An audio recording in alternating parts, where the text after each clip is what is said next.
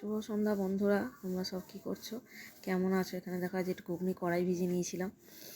আর এখানে আছে মটর কড়াই, আর তার সাথে আছে তোমার চানা মশলা কড়াই, দুরকম কড়াই। এটা আমার মায়ের থেকে শিখেছি। আমার বাপের বাড়িতে আমার মা এরকম করে, দুরকম কড়াই দিয়ে।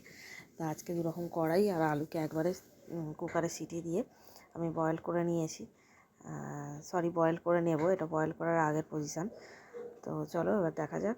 কুকারে বসিয়ে দিলাম আমি, দিয়ে এখানে ইনগ্রিডিয়েন্টসগুলো আমি কেটে নেবো। শসা, পেঁয়াজ সব কিছু কুচিয়ে নেব।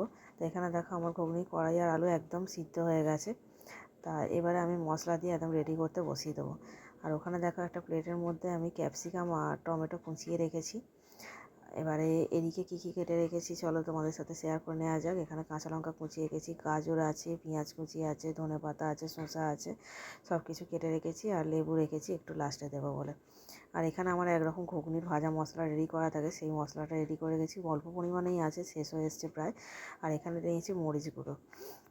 এবারে গরম তেলের মধ্যে আমি কিছুটা পরিমাণ পেঁয়াজ কুচি দিয়ে দেবো, দিয়ে হালকা লাল লাল করে নাড়াচাড়া করে নেব। বেশি পেঁয়াজটা ভাজবো না, হালকা করেই ভেজে তার মধ্যে টমেটো আর ক্যাপসিকামটা অ্যাড করে দেবো। দিয়ে সামান্য নুন দিয়ে আমি একটুখানি সিদ্ধ মানে জিনিসটা যাতে গলে যায় ভালো করে, টমেটোটা মিক্সড হয়ে যায় যাতে ওর সাথে, সেই পজিশান করে নেব।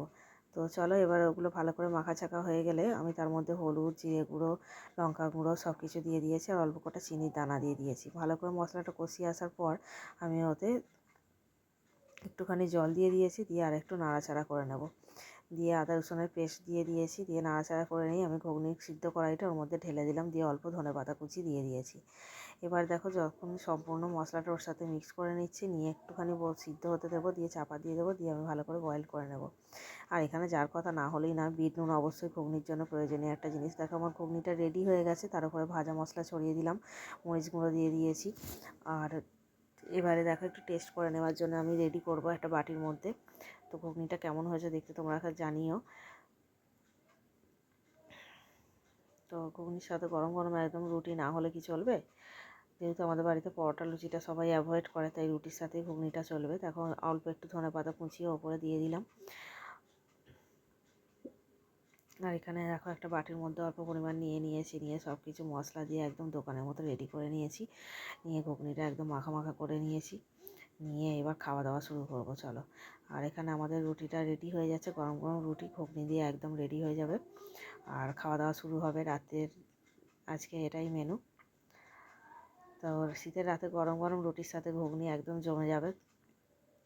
তা ঘুগনি খেতে তোমরা কে কে পছন্দ করো জানিও। তো রুটিগুলো আমার এক এক পিঠ ভাজা হয়ে গেছে, এবার সেঁকে নেবো উনুনে দেখো। তো আমি খুন্তি আর হাত দিয়েই রুটিটা করি, সেঁকি, কারণ আমার বেরিতে আমি একদমই পারি না। আমার শাশুড়ি বেরি দিয়ে করে, কিন্তু আমার বেরিতে পোষায় না।